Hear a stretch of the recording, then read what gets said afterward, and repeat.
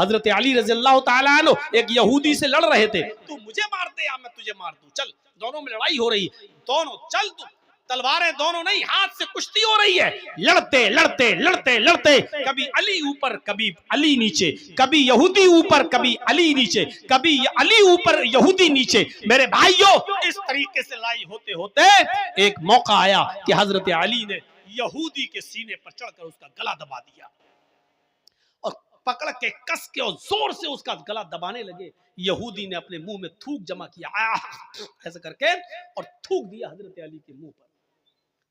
हजरत अली ने ऐसे थूक को साफ किया और गुस्सा आया हजरत अली को और ज्यादा, कमीना थूक रहा है, और कस के उसको दबाना चाहा। अभी तो जब दबा रहे थे, लेकिन जब उसने थूका तो और गुस्सा आ गया, लेकिन जब और गुस्सा आया तो उसको छोड़ दिया, कहा चल भाग जा, मैंने तुझे छोड़ दिया। वो पैरों पे गिर गया, कहने लगा अमीर आय अली, मेरी समझ में नहीं आ रहा, मैंने जब थूका तो देखा आपके चेहरे पर कि आपको और गुस्सा आया, अब मैंने भी समझ लिया इस गुस्से में तो हम नहीं बचेंगे, लेकिन जब आपको ज्यादा गुस्सा आया तो आपने मुझे छोड़ दिया, ये क्या बात है? हजरत अली ने कहा जब मैं तुझसे लड़ रहा था तो अल्लाह के लिए लड़ रहा था, मैं तुझे मारना चाहता था अल्लाह को खुश करने के लिए, लेकिन जब तूने मेरे चेहरे पर थूका और मेरे चेहरे पर थूक पड़ा तो मुझे और गुस्सा आया, तो ये गुस्सा अल्लाह के लिए नहीं था, ये मेरा जाती गुस्सा था। तो मेरे ऊपर थूका तो ये मेरा जाती गुस्सा था। अगर इस गुस्से में तू मारा जाता तो वो अल्लाह के लिए लड़ाई नहीं होती, वो मेरा जाती इंतकाम होता, वो मेरा जाती बदला होता, और मैं जाती बदला नहीं लेता। जा, मैंने छोड़ दिया, अल्लाह के लिए लड़ रहा था तब तक ठीक था। अल्लाह के लिए लड़ाई लड़ रहे थे, जब उसमें जाती गुस्सा शामिल हुआ तो छोड़ दिया। तो जाती दुश्मनी नहीं होनी चाहिए।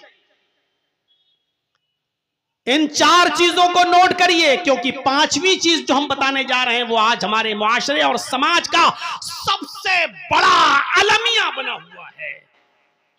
पहला शख्स अदलो इंसाफ करने वाला इंसान, दूसरा वो नौजवान जो अल्लाह की इबादत में लगा हुआ है, तीसरा वो आदमी जो जिसका दिल मस्जिद की तरफ लटका हुआ है, और चौथा वो शख्स जो मोहब्बत करता है किसी से तो अल्लाह के लिए और दुश्मनी करता है किसी से तो अल्लाह के लिए,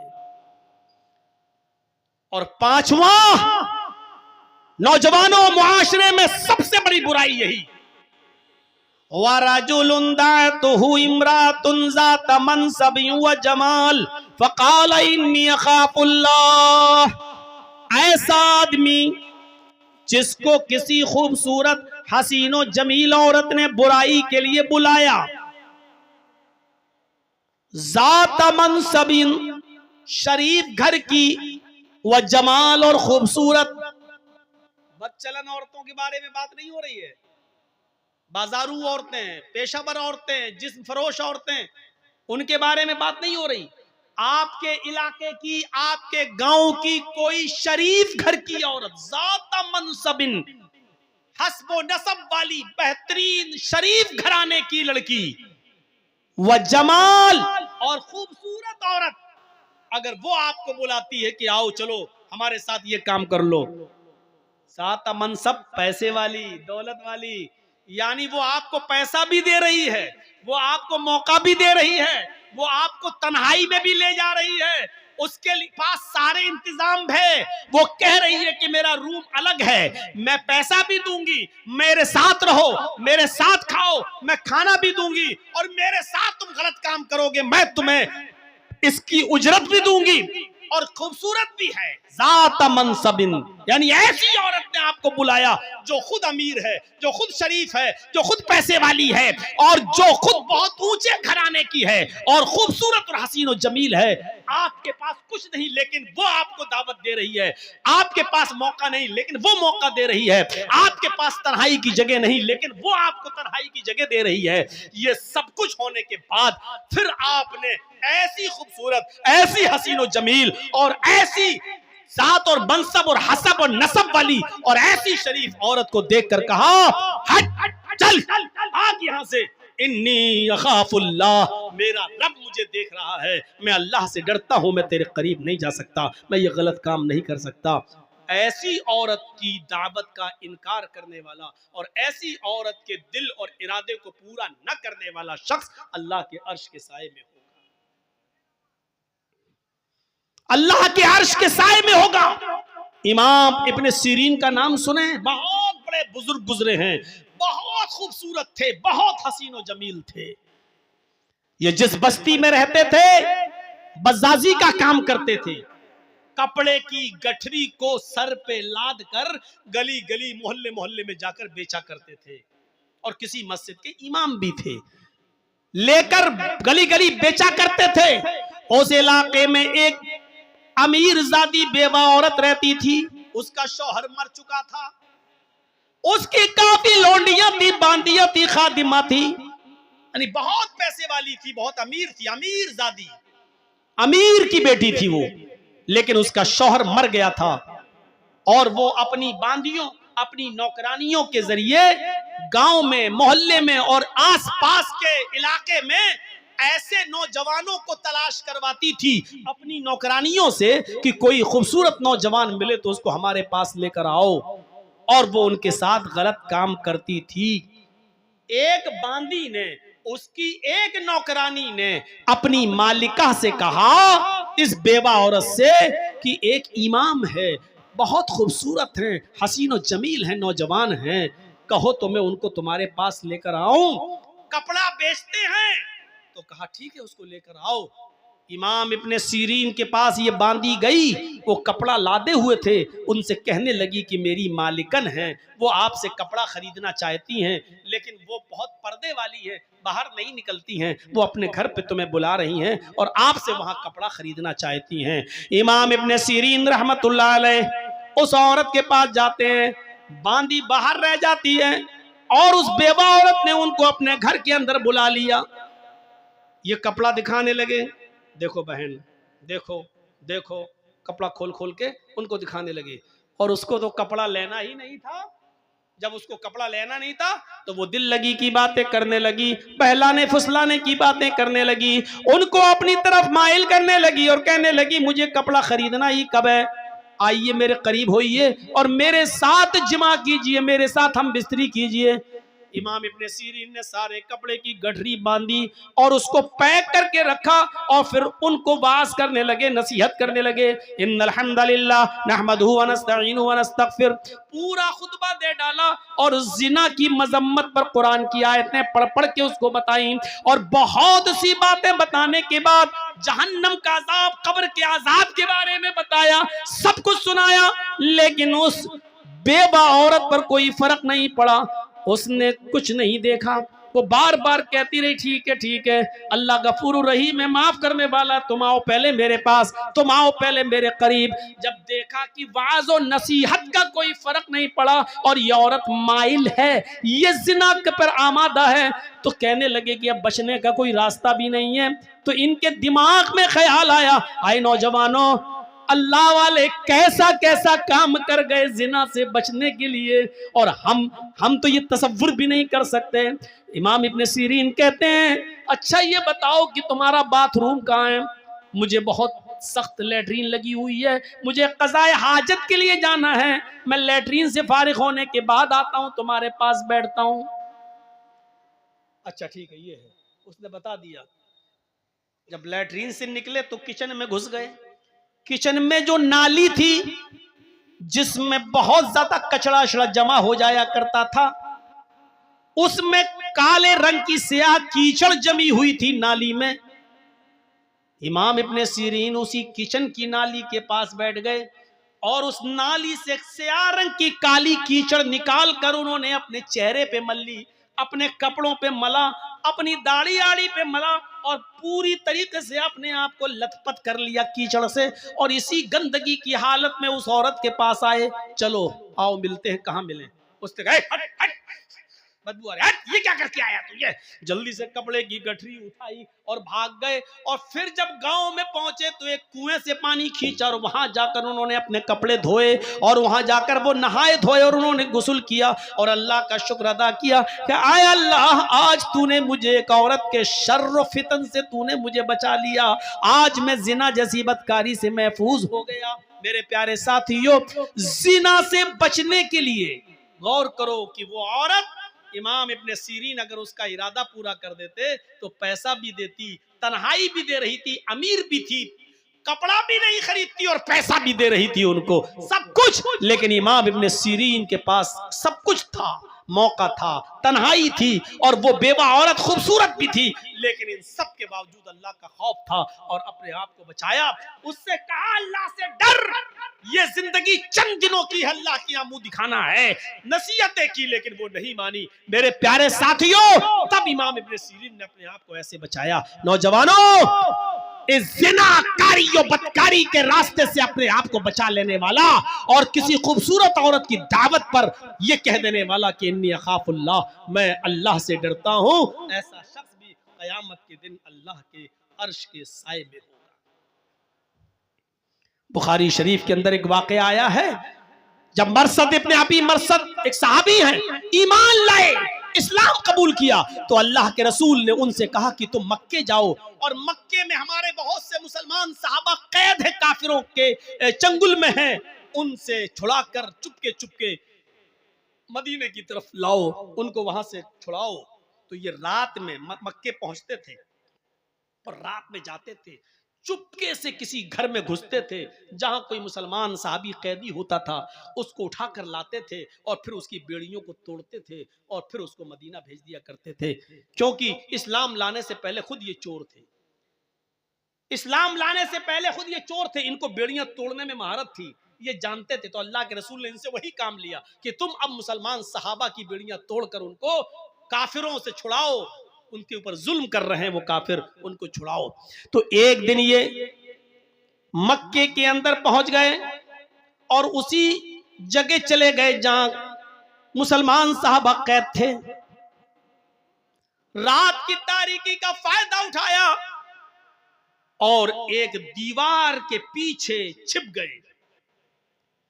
चांदनी रात थी, रात के अंधेरे में एक औरत निकल के आई, उसने दीवार के पीछे एक साया देखा, समझ गई कि इस दीवार के पीछे कोई आदमी बैठा है, उस आदमी का साया यहां आ रहा है।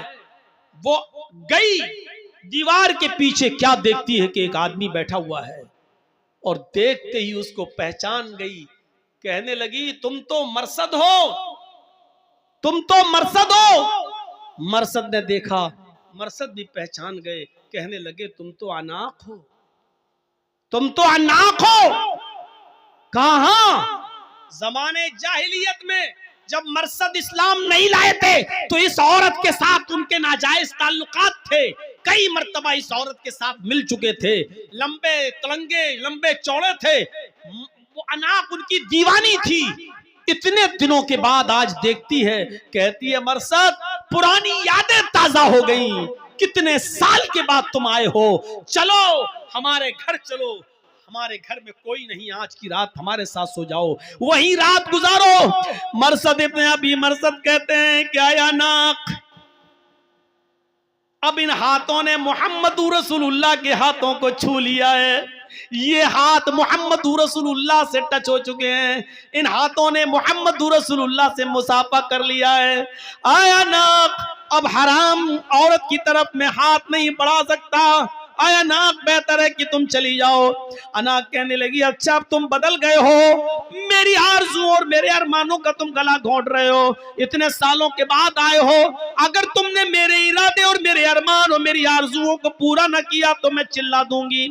मरसद इब्ने अबी मरसद कहते हैं कि कुछ भी करो लेकिन अब मैं तुम्हारे साथ जिना नहीं कर सकता है, मैं मोहम्मद रसूलुल्लाह सल्लल्लाहु अलैहि वसल्लम, इन आंखों ने मोहम्मद रसूलुल्लाह का दीदार कर लिया है, अब ये हराम चीज की तरफ उठेगी भी नहीं हमारी नजरें। अनाक कहती है आए खेमे वालों उठो, आए गांव वाले उठो, एक आदमी आया है तुम्हारे कैदियों को चुरा रहा है, तुम्हारे कैदियों को उठाकर ले जा रहा है। अनाक की आवाज सुनकर मोहल्ले वाले और गांव वाले उठने लगे, दौड़ने लगे, मरसद इब्ने अबी मरसद ने जब उनको आता हुआ देखा तो वो भाग गए, एक पहाड़ की तरफ चले गए और पहाड़ के ऊपर चढ़ने के बाद उनको एक गार नजर आई तो वो पहाड़ से नीचे उतरकर उस गार के अंदर छिप गए। वो लोग पहाड़ के ऊपर तक आए, उनको गार का दरवाजा नहीं दिखाई दिया। उन्होंने, गांव वालों ने उस पहाड़ के ऊपर खड़े होकर पेशाब भी किया। मरसद इब्ने अबी मरसद कहते हैं, बुखारी की रिवायत है, वो पेशाब कर रहे थे और उनका पेशाब हमारे सर पर आ रहा था। वो पेशाब कर रहे थे और उनका पेशाब हमारे सर पर गिर रहा था, लेकिन मैं टसमस नहीं कर रहा था। अगर मैं थोड़ा बहुत हिलता तो वो मुझे पहचान लेते और देख लेते। मैं ऐसे ही छुपा रहा, यहां तक कि कुछ देर के बाद वो सब चले गए। रात काफी हो गई और वो सब चले गए, नाक भी चली गई, ये सोचकर कि अब तो मरसद इब्ने अबी मरसद भाग गया है। फिर थोड़ी देर के बाद मैं गार से निकला और फिर मैं अपने काम में लग गया। इसके बावजूद मैंने एक आदमी को उठाया, उसको अपने कांधों पर लादा, लेकिन वो बहुत भारी आदमी था, हम उसको लेके चल नहीं पा रहे थे। वो बार बार उसको उठाते और वो मुझे थका देता। थोड़ी देर के बाद हम जब उसके गांव से बाहर निकले तो मैंने उसकी पैरों की बेड़ियां तोड़ी और उसके हाथों की बेड़ियां तोड़ी और उसको लेकर अल्लाह के नबी के पास आया। अल्लाह के नबी मोहम्मद रसूलुल्लाह को पूरा वाकया सुनाया। अय अल्लाह के नबी सल्लल्लाहु अलैहि वसल्लम, ऐसा ऐसा मामला है, अनाक हमारी पुरानी दोस्त है, उससे हमारे जमाने जाहिलियत में बड़े अच्छे ताल्लुकात थे, उसके साथ मैं जिना भी कर चुका हूं, उसके साथ मेरा उठना बैठना सब कुछ था, उसके घर पे रहता था। अय अल्लाह के नबी, क्या इस्लाम लाने के बाद मैं उससे निकाह कर सकता हूं? क्या मैं उसको अपनी बीवी बना सकता हूं? आप इजाजत दीजिए कि मैं अनाक को अपनी बीवी बना लूं। अल्लाह के नबी सल्लल्लाहु अलैहि वसल्लम खामोश रहे कि आए मरसद, इंतजार करो, अल्लाह रब्बुल आलमीन की तरफ से अगर कोई हुक्म होता तो मैं तुम्हें बताता हूं कि तुम अनाक से निकाह कर सकते हो या नहीं निकाह कर सकते हो। यहां तक कि अल्लाह रब्बुल आलमीन ने कुरान में आयत नाजिल फरमा दी कि अज़ानी ला यनकिहु इल्ला ज़ानियतन औ मुशरिकतन, कोई जानी किसी जानिया ही से निकाह कर सकता है और किसी मुशरिका से ही, और कोई जानिया औरत किसी जानी मर्द से ही निकाह कर सकती है, या जानी या मुशरिक मर्द से निकाह कर सकती है। आए मरसद, तुम ईमान ला चुके हो, तुम मोमिन हो चुके हो, और किसी मोमिन के लिए जायज नहीं है कि किसी जानिया और बदचलन औरत से, किसी जानिया और मुशरिका से निकाह करे। लिहाजा अल्लाह ताला ने तुम्हें अनाक के साथ निकाह करने से मना कर दिया है। तुम अनाक को अपनी बीवी नहीं बना सकते हो। मेरे प्यारे साथियों, गौर करो किस तरीके से अपने आप को जिना से बचाया। जंगल में मौजूद बड़ी खूबसूरत औरत अनाक, दोस्ती भी रह चुकी है जमाने जालियत में, और वो कह भी रही है मेरे घर में कोई नहीं है, चलो। अकेला, तन्हाई का मौका, दिल के सारे दरवाजे खुले, पूरा चांस और पूरा मौका भी दे रही है। लेकिन मरसद इब्ने अबी मरसद क्या कह रहे हैं? अल्लाह से डर, मैंने अल्लाह के रसूल के हाथों को छुआ है, अब ये किसी हराम चीज को नहीं छू सकते हैं। ये लोग अल्लाह के अर्श के साए में होंगे। लिहाजा वो नौजवान, वो आदमी जिसको किसी खूबसूरत लड़की ने बुराई के लिए बुलाया और उसने ये कह दिया कि मैं अल्लाह से डरता हूँ, इन्नी अखाफुल्लाह, तो ऐसा शख्स भी कयामत के दिन अल्लाह के अर्श के साए में होगा। 5 चीजें हो गई, 2 चीजें और रह गई, इनका भी खुलासा कर दूं।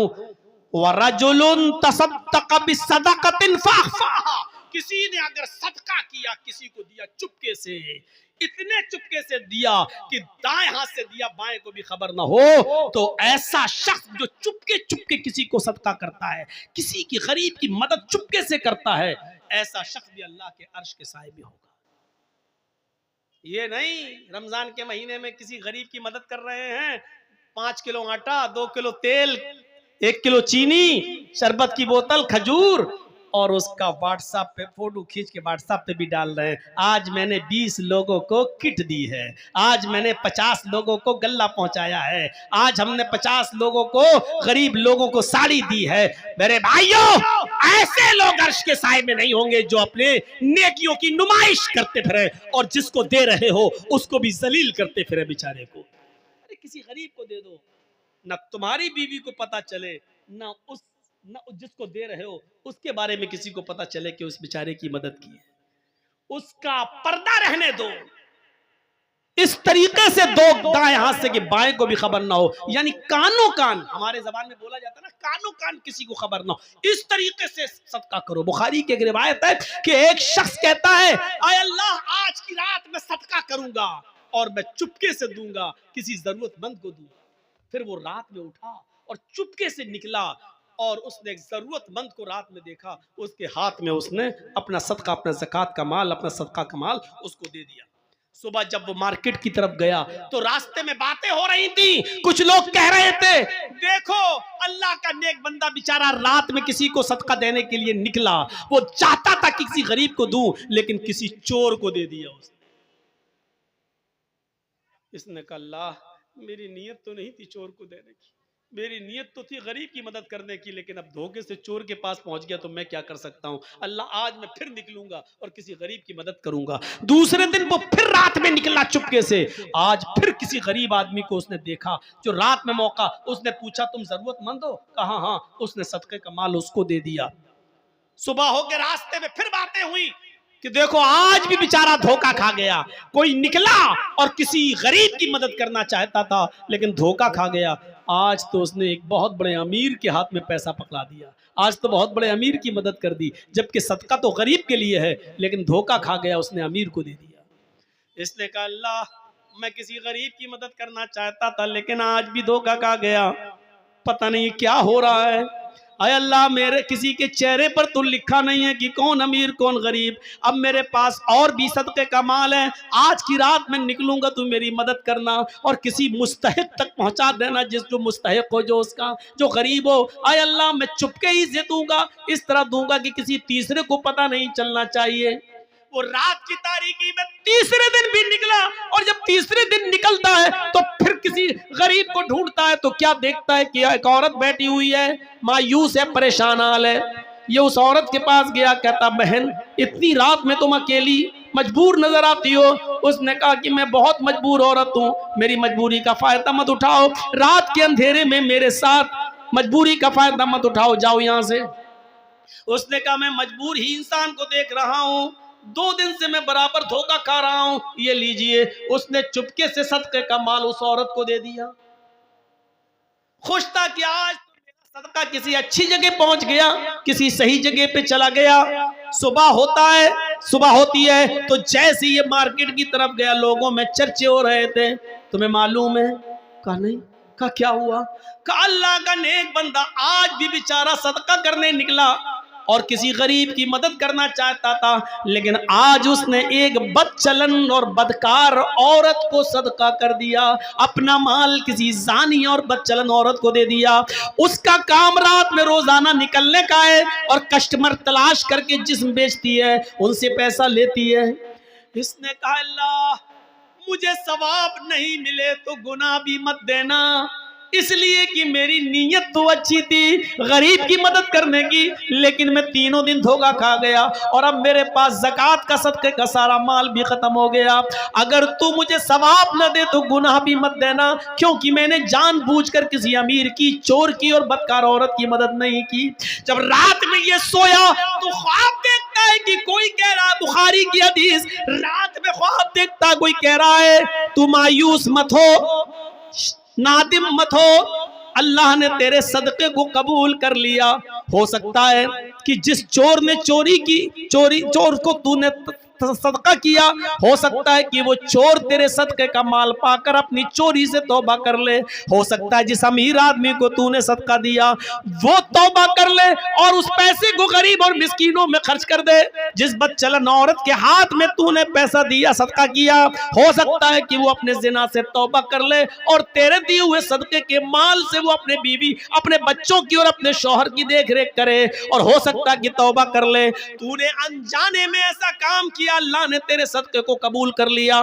मेरे भाइयों, ये हदीस हमें बुखारी की बतला रही है, अगर धोखे से रात की तारीकी में किसी गरीब की मदद करना चाहते हो और आपने चुपके से किसी की मदद की लेकिन धोखा खा गए, वो गरीब की जगह कोई और निकला या धोखे से आपका पैसा किसी और की जगह पास पहुंच गया, लेकिन चुपके से मदद करने की वजह से आपका सदका कबूल हो जाएगा। भले ही आपने गलत जगह दिया है, जानबूझकर नहीं धोखे से, तो अल्लाह रब्बुल आलमीन आपके सदके को तो कबूल कर लेगा, आपको गुनाह नहीं पड़ेगा। आपका सदका तो कबूल हो जाएगा, लेकिन उस आदमी को हिसाब और किताब देना पड़ेगा जो जरूरतमंद नहीं था फिर भी ले लिया, तो आपका सदका कबूल हो जाएगा। तो ऐसे सदका कीजिए कि किसी गरीब को जब आप दो, दाहिने हाथ से दो तो बाएं हाथ को भी उसकी खबर नहीं होनी चाहिए। यह है सदके का मतलब। नुमाइश मत करिए, किसी की मदद कर लो। एक फोटो लेना जरा, हाँ खच। आज मैंने 10 गरीब लोगों की मदद की। अल्लाह के अजाब से डरो, उस बेचारे की नुमाइश कर रहे हो आप। 6 चीजें हो गई, 7वीं और आखिरी चीज अल्लाह के नबी ने फरमाई, अल्लाह के अर्श के साए में कौन होगा? रजुलुन ज़करल्लाह खालियन फफाज़त ऐना, जो अल्लाह के खौफ से अल्लाह को याद करके रात की तारीकी में अल्लाह से डर गया, उसके अजाब से डर गया, तो ऐसा शख्स अल्लाह के अर्श के साए में होगा कयामत के दिन। कयामत के दिन हजरत उमर फारूक रज़ी अल्लाह ताला अन्हु रात के अंधेरे में रोजाना गरीब औरत, एक बूढ़ी और औरत और एक अंधी और नाबीना औरत की खिदमत किया करते थे। और उसके बाद में जब खिदमत करके दरबार खिलाफत में आते थे तो ये हाथ उठाकर दुआ करते थे तहज्जुद के बाद, और रोते हुए ये दुआ करते थे कि रब्बना रब्बना सिर्फ अज़ाब जहन्नम इन्ना अज़ाबहा काना गरामा, ऐ अल्लाह जहन्नम का अजाब हमसे हटा ले, इसलिए कि जहन्नम का अजाब बर्दाश्त करने की हमें क्षमता नहीं है, जहन्नम का अजाब बर्दाश्त करने की हम में सकत नहीं है। वो रोते थे, अल्लाह को याद करके वो रोते थे और अपने आंखों से आंसू बहाते थे। आंसू बहाने का सबसे अच्छा वक्त रात का वक्त है, और तन्हाई में रोइए। दिन में अगर रोते हैं तो दिखावा भी हो सकता है, इनके सामने रोएंगे तो आदमी कहेगा हाँ बहुत रोने वाला है, देखिए कितना रो रहा है। रात की तारीकी में और अकेले में रोइए और अपने रब को बनाइए और दुआ मांगिए, रब्बना सिर्फ अज़ाब जहन्नम इन्ना अज़ाबहा काना गरामा, इलाहुल आलमीन तू जहन्नम के अजाब से हमको नजात अता फरमा, ऐ अल्लाह जहन्नम के अजाब से हमको बचा ले, इन्ना अज़ाबहा काना गरामा, कि तेरा अजाब बहुत ही ज्यादा सख्त और चिपटने वाला है। ये दुआ मांगते रहो और आंखों से आंसू बहाते रहो। अल्लाह के नबी सल्लल्लाहु अलैहि वसल्लम ने जिक्र व अस्कार की बड़ी फजीलत फरमाई है, और याद रखिए उठते बैठते चलते फिरते दुआएं पढ़ते रहा करो।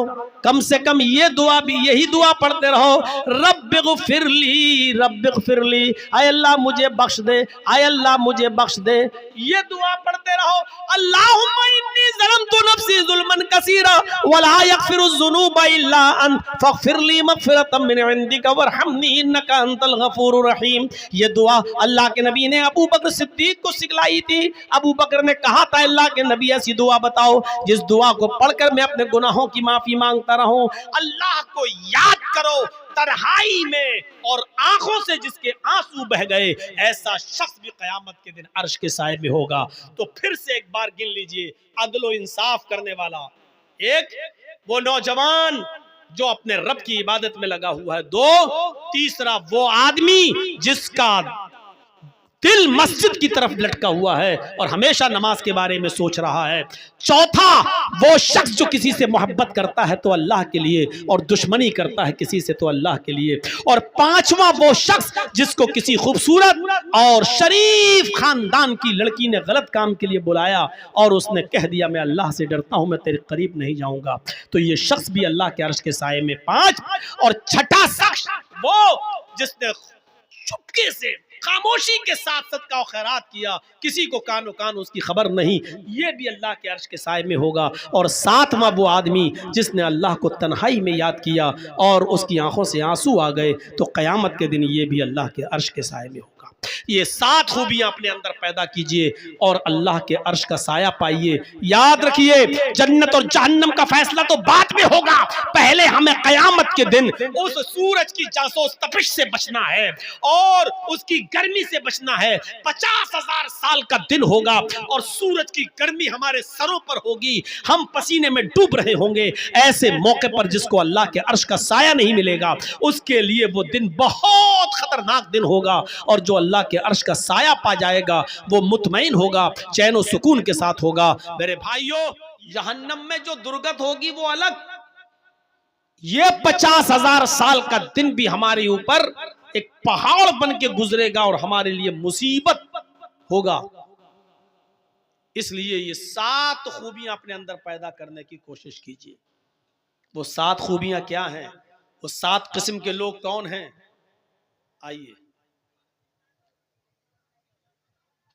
सबअतुन युज़िल्लुहुमुल्लाहु फी ज़िल्लिही यौमा ला ज़िल्ला इल्ला ज़िल्लुहु अल इमामुल आदिल। 7 किस्म के लोग अल्लाह के अर्श के साए में होंगे।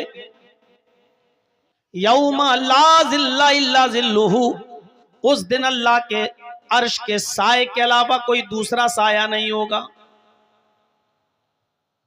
7 किस्म के लोगों को अल्लाह अपने अर्श के साए में पनाह देगा, जगह देगा। यौम ला ज़िल्ला इल्ला ज़िल्लुहु, उस दिन अर्श के साए के अलावा कोई साया ना होगा। अल इमामुल आदिल, अदलो इंसाफ करने वाला अमीर,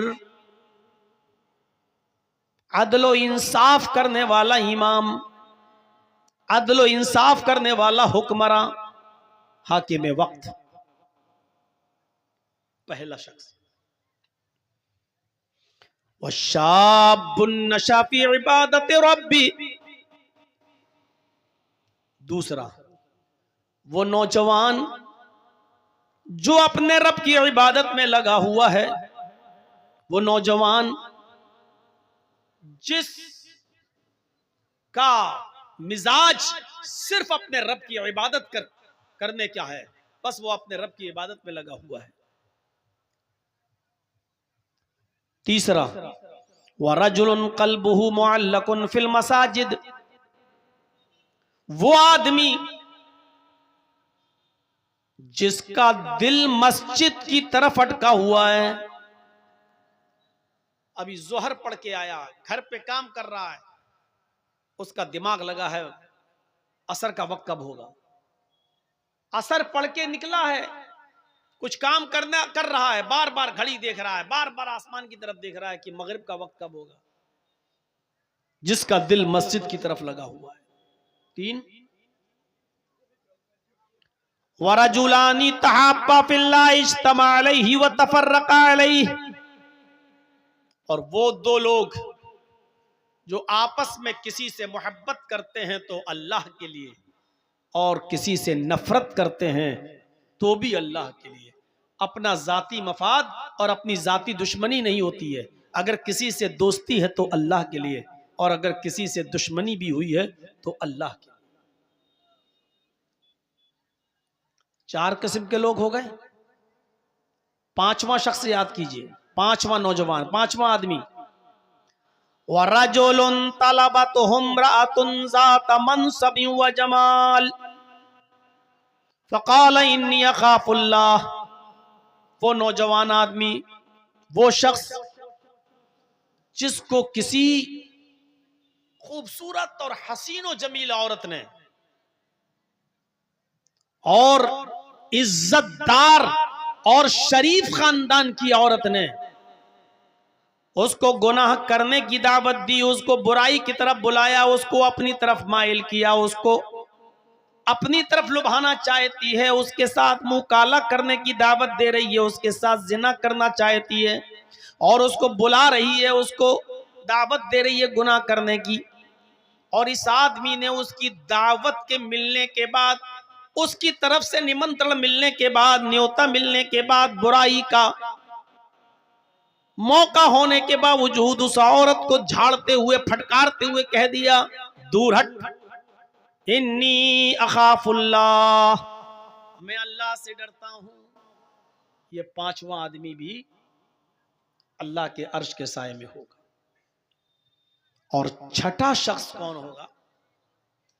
वरजुलुन तसद्दक़ बिसदक़तिन फ़अख़फ़ाहा, ऐसा आदमी, ऐसा शख्स जिसने सदका किया, जिसने खैरात किया, जिसने किसी गरीब की, जिसने किसी जरूरतमंद की मदद की और सदका किया, फ़अख़फ़ाहा, और उसको छिपाया, चुपके से किसी की मदद की, और चुपके से भी इतनी खामोशी के साथ उसने मदद की किसी गरीब की, हत्ता ला तालमा शिमालुहु मा तुनफिकु यमीनुहु, कि उसका दायां हाथ क्या किसी को दे रहा है, उसका दाहिना हाथ किसी को क्या दे रहा है उसकी खबर उसके बाएं हाथ को भी ना पता चले।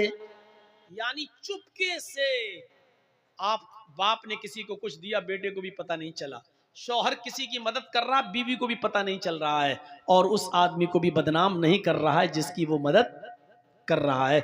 यानी चुपके से किसी की मदद की, दाएं हाथ से दिया, बाएं हाथ को भी खबर नहीं हुई, ये आदमी भी कयामत के दिन अल्लाह के अर्श के साए में होगा। और आखिरी शख्स, 6 हो गए, लास्ट, वरजुलुन ज़करल्लाह खालियन फफाज़त ऐना, वो 7वां आदमी भी अल्लाह के अर्श के साए में होगा जिसने अल्लाह को अकेले में याद किया, जिसने अल्लाह को तन्हाई में याद किया, जिसने अल्लाह का जिक्र तन्हाई में किया, जिसने अल्लाह को तन्हाई में याद किया, अकेले में, रात की तारीकी में, रात के अंधेरे में पूरी दुनिया सो रही है, उसकी बीवी सो रही है, उसके बच्चे सो रहे हैं सब, और वो उठा, वुजू बनाया और घर के कोने में रो रहा है, अल्लाह को याद कर रहा है, अल्लाह के अजाब को सोच सोच कर, अजाब कब्र का तसव्वुर कर करके, जहन्नम के बारे में सोच सोच कर, मैदान महशर की जासूस तपिश के बारे में सोच सोच कर अल्लाह का जिक्र कर रहा है और अल्लाह को याद करते हुए रो रहा है। उसके आंखों से आंसू बह पड़े, फफाज़त ऐना, अल्लाह के अजाब का तसव्वुर करते हुए, अल्लाह का जिक्र करते हुए उसकी आंखों से आंसू बह पड़े और रो दिया। तो ऐसा अल्लाह का जिक्र करके जिसकी आंखों के आंसू गिर पड़े, जमीन के ऊपर टपकने लगे, रोने लगा, ऐसा आदमी भी अल्लाह के अर्श के साए में होगा। ये 7 किस्म के लोग, इनमें पहला शख्स उठाइए। अब कितनी गौर से सुन रहे हैं आप, किसी को खड़ा करके पूछें कि मैंने 7 लोग बताए हैं, कौन कौन हैं, अभी बताए ना। अगर किसी को खड़ा करके पूछूं तो अभी 4 आदमी भी नहीं गिना पाएगा। पहला शख्स अल इमामुल आदिल, अदलो इंसाफ करने वाला अमीर, हाकिमे वक्त। और याद रखिए, सब हाकिम है, हाकिम सिर्फ वही नहीं है जो हुकूमत चला रहा है, आप भी अपने घर के हाकिम हैं।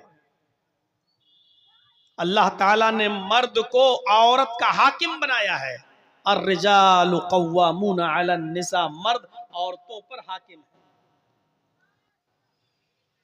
बाप अपनी औलाद पर हाकिम है। भाई आप बाप हैं, 4 बेटे, 2 बेटियां, 3 बेटियां हैं ना आपकी, आप उनके हाकिम हैं। अब आप इंसाफ करते हैं या नहीं करते? अपनी बीवी के साथ, अपने बच्चों के साथ, माफ कीजिएगा, अगर आपने अपनी औलाद के साथ इंसाफ नहीं किया तो अल्लाह के अर्श का साया नहीं मिलेगा। बुनियाद ही गिर रही है, जन्नत जहन्नम बात की बात है, बुनियाद ही में फेल हो रहे हैं। हजरत नौमान इब्ने बशीर रजी अल्लाह ताला अन्हु फरमाते हैं कि एक बार मुझे मेरे बाप, मेरे वालिद अल्लाह के नबी जनाब मोहम्मद रसूलुल्लाह सल्लल्लाहु अलैहि वसल्लम की खिदमत में ले गए, अल्लाह के नबी सल्लल्लाहु अलैहि वसल्लम के पास ले गए। कौन? नौमान इब्ने बशीर के बाप। नौमान इब्ने बशीर फरमाते हैं कि मुझे मेरे बाप हाथ पकड़ कर लेकर गए और अल्लाह के नबी सल्लल्लाहु अलैहि वसल्लम की खिदमत में पहुंचे और अल्लाह के नबी मोहम्मद रसूलुल्लाह सल्लल्लाहु अलैहि वसल्लम से फरमाने लगे, आय अल्लाह के नबी, हाजा इब्नी, ये मेरा बेटा है। आय अल्लाह के नबी, ये मेरा बेटा है। मेरे पास एक गुलाम है जो मेरा गुलाम है, वो गुलाम मैं अपने बेटे को गिफ्ट कर रहा हूं, वो गुलाम मैं अपने बेटे को दे रहा हूं, वो गुलाम आज के बाद मेरे बेटे का होगा। अय अल्लाह के नबी सल्लल्लाहु अलैहि वसल्लम, आप गवाह बन जाइए कि मैं अपने बेटे को गुलाम दे रहा हूं। बाद में अगर कोई झगड़ा हो, कोई उस पर दावा ठोके, तो आप गवाही दे दीजिएगा कि नहीं, मेरे सामने नौमान इब्ने बशीर के बाप ने अपना गुलाम अपने बेटे को दिया था। नबी अकरम सल्लल्लाहु अलैहि वसल्लम ने नौमान इब्ने बशीर के बाप से पूछा, क्या तुम्हारे और भी बच्चे हैं, और भी बेटे हैं? उन्होंने जवाब दिया कि हाँ, हमारी और भी औलादें हैं, हमारे और भी बेटे हैं। फरमाया, क्या तुम उनको भी एक एक गुलाम दे रहे हो? क्या तुम उनको भी एक एक गुलाम दे रहे हो? नौमान इब्ने बशीर के बाप ने फरमाया, नहीं, मैं सिर्फ अपने इसी एक बेटे को, एक गुलाम है, वो मैं इसको हिबा कर रहा हूं, वो मैं इसको दे रहा हूं। अल्लाह के नबी जनाब मोहम्मद रसूलुल्लाह सल्लल्लाहु अलैहि वसल्लम फरमाते हैं, फिर अपने इस बच्चे से भी वो गुलाम ले लो। अगर देना है तो सारे बेटों को एक एक गुलाम दो, और अगर नहीं देना है तो इस बच्चे से भी ले लो। मैं बेईमानी के सौदे पर गवाह नहीं बनता। मुझे गवाह बनाना है तो ईमानदारी के साथ गवाह बनाओ, सबको एक एक गुलाम दो, और अगर एक एक गुलाम सबके लिए नहीं है तो अपने बेटे से भी वो गुलाम ले लो। नौमान इब्ने बशीर को भी मत दो। ये अदल होना चाहिए बाप का। कितने लोग हैं आप बाप होंगे, 4 बच्चों के, 5 बच्चों के, 6। गौर करें, जमीन और जायदाद का बंटवारा, गौर करें। क्या आपने वसीयत की? आपके 2 बेटे हैं, 2 बेटियां हैं, आपके मरने के बाद बेटों ने वरासत ले ली, क्या आपकी बेटियों को भी हक मिला? मसला याद रखिएगा, बाप की जिंदगी में औलाद का कोई हक नहीं है।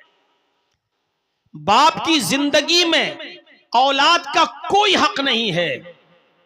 अगर वो अपनी जिंदगी में बंटवारा करता है कोई बाप, तो जितना बेटे को देगा उतना ही बेटी को भी देगा, जितना बेटे को देगा उतना बेटी को भी देगा।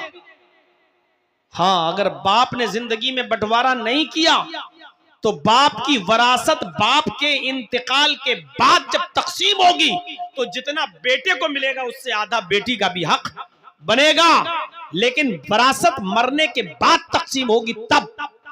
लेकिन आपने वसीयत की कि मेरे इंतकाल के बाद मेरे बेटों का जितना बने बेटों को देना, मेरी बेटी का जितना बने उन बेटियों को देना। क्या आपने वसीयत की? अगर जमीन और जायदाद के बंटवारे में अमानतदारी नहीं हुई, बेटों के साथ बेटियों को हक नहीं मिला, बहनों को हक नहीं दिया आपने, आपके मरने के बाद आपकी बीवी को हक नहीं मिला, तो याद रखिए कयामत के दिन अर्श का साया नसीब नहीं होगा। साया अर्श का मिलेगा ही उस शख्स को जो अदल और इंसाफ कर रहा होगा। एक जिम्मेदार शख्स के लिए जरूरी है कि वो जिम्मेदारी के साथ निभाए और अदल और इंसाफ करने की वसीयत कर जाए अपनी जिंदगी में कि मेरे बच्चों सुनो, एक आलिम को बुला लेना मेरे इंतकाल के बाद, और वो जमीन और जायदाद का बिल्कुल सही सही बंटवारा कर दे। बेटों का जितना बनता बेटों को दे दे, बीवी का जितना बनता वो बीवी को दे दे, बहनों का बेटियों का जितना बनता वो बेटियों को दे दे। मेरे मरने के बाद मेरी बहन का जितना बनता वो बहन का हक दिया जाए। अगर आपने ये अदल से काम नहीं लिया तो याद रखिएगा, सबातु युज़िल्लुहुमुल्लाहु फी ज़िल्लिही यौम ला ज़िल्ला इल्ला ज़िल्लुहु अल इमामुल आदिल। कयामत के दिन जो 7 किस्म के लोग अल्लाह के अर्श के साए में होंगे उनमें हम नहीं होंगे, क्योंकि हमने अपनी औलाद के साथ अदल और इंसाफ का मामला नहीं निभाया। अगर आप हाकिम वक्त हैं तब तो और ज्यादा जिम्मेदारी बढ़ जाती है कि अपनी रियाया के साथ और आवाम के साथ और पब्लिक के साथ अदल करें, वरना बहुत भयानक अंजाम होगा। गस्सान का बादशाह शाह गस्सान, जिसका नाम जबला इब्ने अयहम है, बहुत बड़ा बादशाह है गस्सान का, ईसाई है, इस्लाम से मुतासिर हो गया, इस्लाम की तालीमात से मुतासिर हो गया, प्रभावित हो गया और सोचने लगा कि अब मैं इस्लाम कबूल कर लूं तो बेहतर है, क्योंकि इस्लाम दिन पे दिन बढ़ता जा रहा है, इस्लाम के अंदर खूबियां ही खूबियां नजर आ रही हैं। लेकिन वो समझ रहा था कि मैं तो ईसाइयों का बादशाह हूं और कई मर्तबा उमर से टक्कर ले चुका हूं, उमर मुझसे नाराज होंगे, अमीरुल मोमिनीन उमर फारूक मुझसे गुस्सा होंगे, पता नहीं मैं इस्लाम कबूल करने चाहूं तो वो मेरे इस्लाम को माने भी या ना माने, कहीं मेरी गर्दन न उड़ा दें। इसलिए शाह गस्सान अपना एक कासिद, अपना एक दूत, अपना एक एलची लेटर लिखकर, खत लिखकर अमीरुल मोमिनीन के पास भेजता है। गस्सान का बादशाह जबला इब्ने अयहम एक लेटर लिखता है और अपने दूत के जरिए, अपने कासिद के जरिए वो लेटर भिजवाता है कि हजरत उमर फारूक से ये पूछो कि शाह गस्सान जबला इब्ने अयहम, गस्सान का बादशाह जो ईसाई है, वो इस्लाम कबूल करना चाहता है, क्या मेरी इस्लाम में एंट्री होगी या नहीं होगी। उसने एक कासिद को भेजा कि अब पता चल जाएगा मेरे कासिद के साथ उमर क्या सलूक करते हैं, मेरे भेजे हुए दूत के साथ उमर क्या सलूक करते हैं। अगर अच्छा सलूक किया तो ठीक, मैं इस्लाम ले आऊंगा, और नहीं तो फिर मैं ईसाई बना रहूंगा। जब वो कासिद, वो दूत हजरत उमर फारूक के पास आया और अमीरुल मोमिनीन को वो लेटर दिया, हजरत उमर ने उस लेटर को पढ़ा और पढ़ने के बाद उसी लेटर पर जवाब लिखवा दिया कि तुम फौरन चले आओ और इस्लाम कबूल कर लो। इस्लाम कबूल करने के बाद तुम्हारे ऊपर कोई नुकसान नहीं है, तुमसे कोई इंतकाम नहीं लिया जाएगा, तुमसे कोई बदला नहीं लिया जाएगा। शाह गस्सान ने जब जबला इब्ने अयहम ने ये लेटर पढ़ा तो बड़ा ताज्जुब करने लगा कि हजरत उमर फारूक रज़ियल्लाहु ताला अन्हु ने इतनी आसानी के साथ मेरे इस्लाम कबूल करने की बात मान ली और पुरानी दुश्मनी सब भूल गए। उसको हजरत उमर की ये सादगी पसंद आई। उसने अपने 500 घुड़सवारों को लिया, 500 साथियों को लिया और अपने घोड़ों पर बैठकर वो मदीने की तरफ सफर करने लगा। अपने साथियों के साथ जैसे ही मदीने आया तो हजरत उमर फारूक का शहर मदीना आने से पहले उसने एक जंगल के अंदर खेमा डाला, एक जंगल के अंदर पड़ाव डाला और यहाँ आने के बाद रुक गया और यहीं से उसने खबर भेजी कि मैं आ चुका हूँ, अब मैं आपसे मिलने आऊँ या नहीं आऊँ। हजरत उमर फारूक ने उसको इजाजत दे दी कि जब तुम आ ही चुके हो तो अब शौक से तुम मदीने के अंदर दाखिल हो जाओ। हजरत उमर ने अपने सहाबा को भी लगा दिया कि इन मेहमानों की अच्छी तरीके से मेहमान नवाजी करना।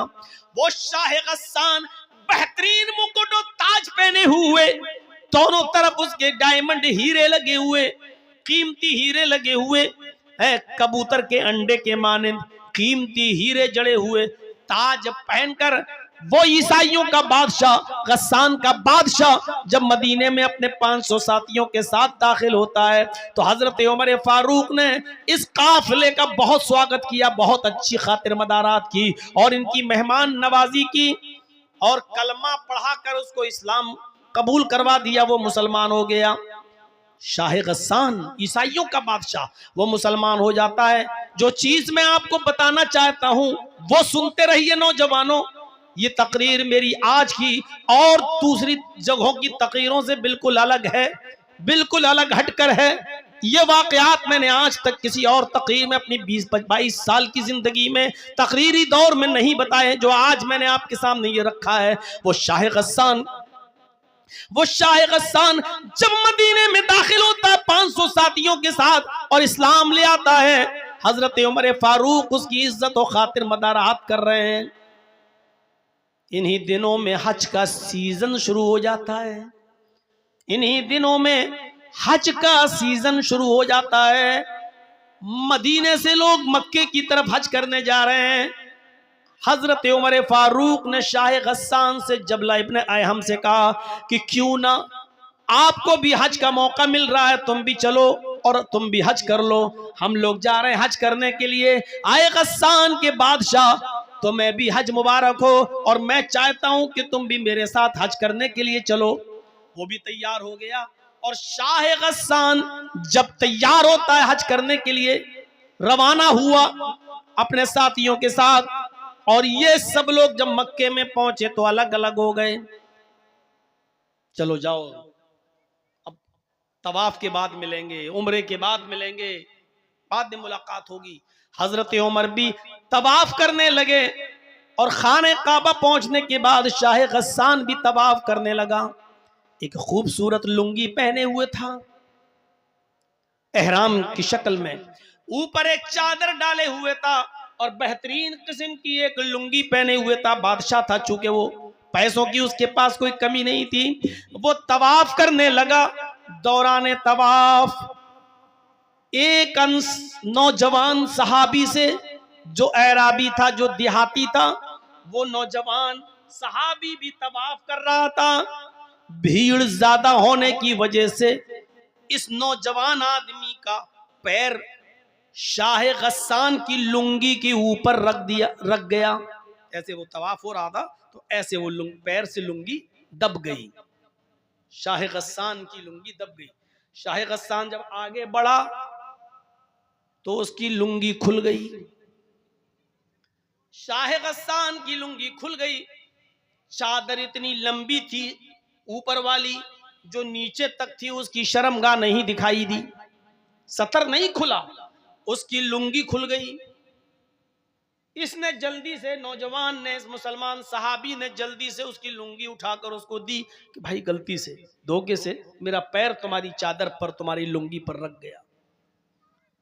शाह गस्सान ने देखा एक गरीब आदमी जिसके एहराम में पैबंद लगे हुए हैं, जिसके कपड़े में जोड़ लगे हुए हैं, इस कमीने ने, इस कमबख्त ने मेरी लुंगी को अपने पैर से दबा दिया। शाह गस्सान पीछे मुड़ा और उसने एक जोरदार थप्पड़ इस मुसलमान नौजवान को, इस सहाबी को मार दिया। देखो उस लड़के को रोको, लाल लाइट मार रहा है। यही माँ बाप ने सिखाया है। इतने इतने से बच्चे हैं, इनको ये भी नहीं मालूम लाइट कहां मारी जाती है।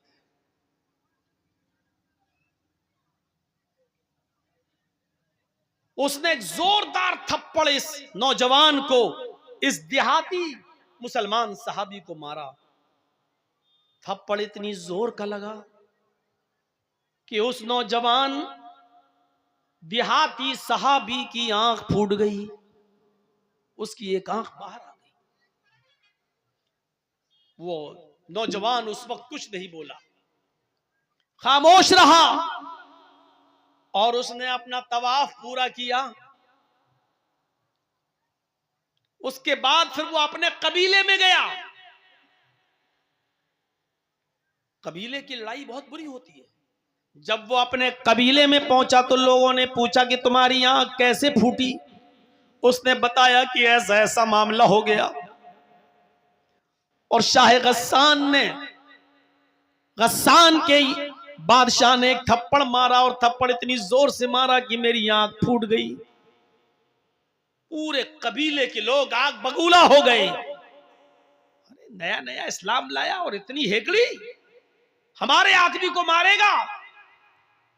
ये तमाम के तमाम लोग हजरत उमर फारूक के पास मक्के आ गए। हजरत उमर फारूक के सामने मुकदमा दायर कर दिया कि आपके शाह गस्सान, जो अभी कुछ दिन पहले मदीने में इस्लाम लाया है, उसने धोखे से हमारे नौजवान का पैर उसकी चादर पे पड़ गया और उसकी लुंगी खुल गई। लेकिन उसने पलटकर इतनी जोर से थप्पड़ मारा कि हमारे साथी की, इस देहाती नौजवान की आंख फूट गई। मुझे इंतकाम चाहिए, बदला चाहिए। हजरत उमर फारूक ने शाह गस्सान को बुलाया। गस्सान का बादशाह तलब किया गया, जो मुसलमान हो चुका है, और फिर यूं दोनों में गुफ्तगू होती है। हजरत उमर फारूक ने फरमाया, आए शाह गस्सान, आए जबला इब्ने अहम, तुम्हारे बारे में ये शिकायत मिली है, क्या ये सही है? कहने लगा वो जबला, अमीरुल मोमिनीन, इस नौजवान देहाती आदमी ने मेरी चादर पर पैर रख दिया। मैं आगे बढ़ा, मेरी लुंगी खुल गई, मेरी चादर खुल गई, मैंने इसको एक थप्पड़ मार दिया है। हजरत उमर फारूक ने कहा, शाह गस्सान, इस नौजवान ने यह बता दिया है कि हाँ, मेरा पैर उसकी चादर पर रख गया था, लेकिन मैंने जानबूझकर ऐसा नहीं किया, धोखे से ऐसा हो गया। एक मामूली सी गलती की इतनी बड़ी सजा तुमने उसको दे दी कि उसकी आंख का ढेला बाहर आ गया, उसकी आंख फूट गई। शाह गस्सान कहने लगा, एक गरीब आदमी की आपको इतनी फिक्र क्यों हो रही है? हजरत उमर फारूक कहते हैं कि इस्लाम लाने के बाद अमीरी गरीबी इस्लाम में नहीं चलती है। आए शाह गस्सान, इस्लाम जितना अमीरों के लिए उतना ही गरीबों के लिए है, और मुझे इसको इंसाफ दिलाना है, इसको न्याय मिलना चाहिए। शाह गस्सान ने कहा, ठीक है, तो फिर बताइए कि मुझे क्या करना होगा, बताइए मैं क्या करूं, इंसाफ का तकाजा क्या है, क्या करूं? हजरत उमर फारूक ने कहा, शाह गस्सान, इस नौजवान से, इस देहाती से, इस सहाबी से, इस बेचारे गरीब आदमी से माफी मांग लो। अगर माफी देता है तो ठीक, वरना उसको कुछ ले देकर उसको राजी कर लो। अगर माफ करता है तो ठीक, और माफ नहीं करता है तो उसको कुछ ले देकर राजी करो।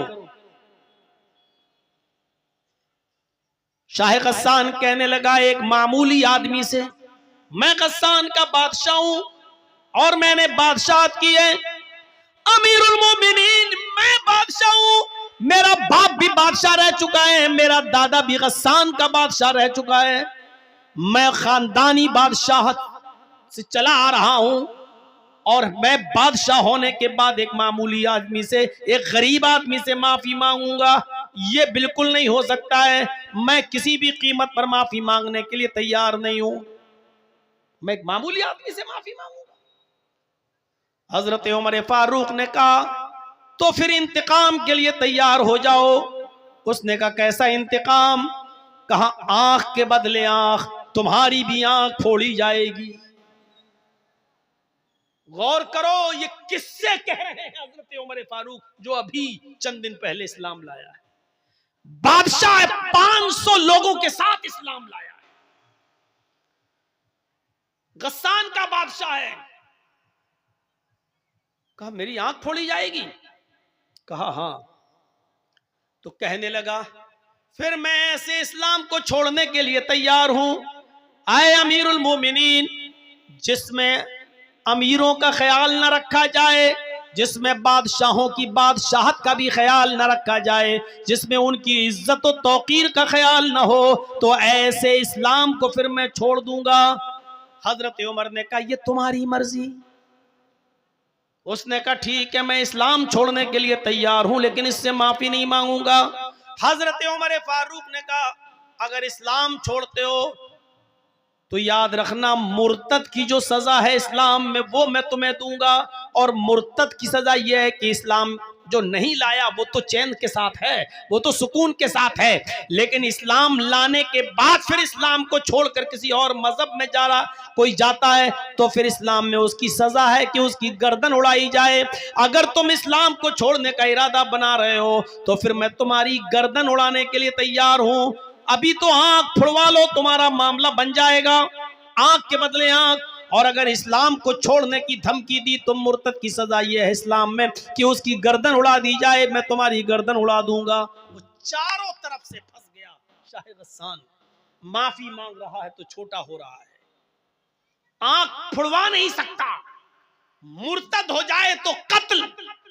उसने कहा, अमीरुल मोमिनीन, मैं चारों तरफ से इस वक्त फंसा हुआ हूं, मुझे एक दिन की मोहलत दीजिए, मैं सोच समझकर बताता हूं, मुझे माफी मांगना है या आंख फुड़वाना है या मुझे इस्लाम छोड़ना है, मुझे फैसला करने के लिए मुझे एक दिन की मोहलत दीजिए, 24 घंटे की मोहलत।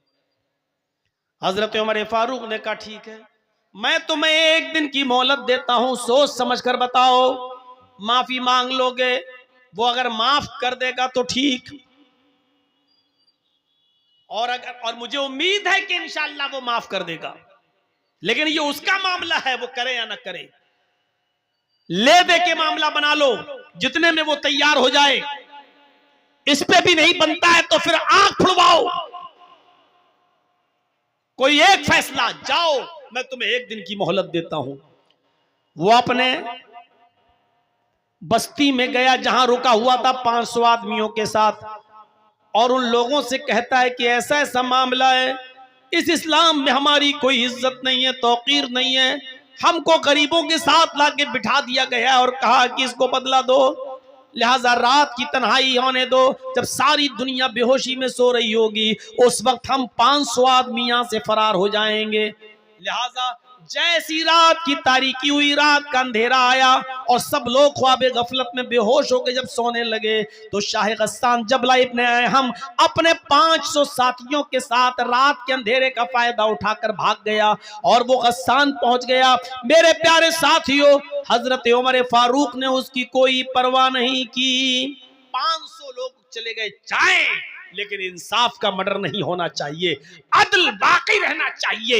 इस्लाम की तालीम यही है कि इंसाफ कायम रहे, एक गरीब आदमी को, एक गरीब नौजवान को भी इंसाफ मिलना चाहिए।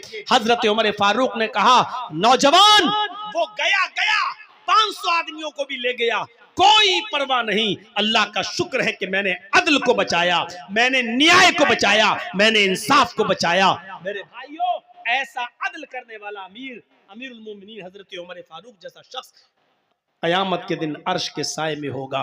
ऐसे ही लोगों के बारे में अल्लाह के नबी ने फरमाया कि 7 किस्म के लोग कयामत के दिन अल्लाह के अर्श के साए में होंगे। उस दिन अल्लाह के अर्श के साए के अलावा कोई दूसरा साया नहीं होगा। अल इमामुल आदिल, पहला शख्स अदल इंसाफ करने वाला, हुक्मरा, हाकिम वक्त, अमीर, जो घर का भी जिम्मेदार हो।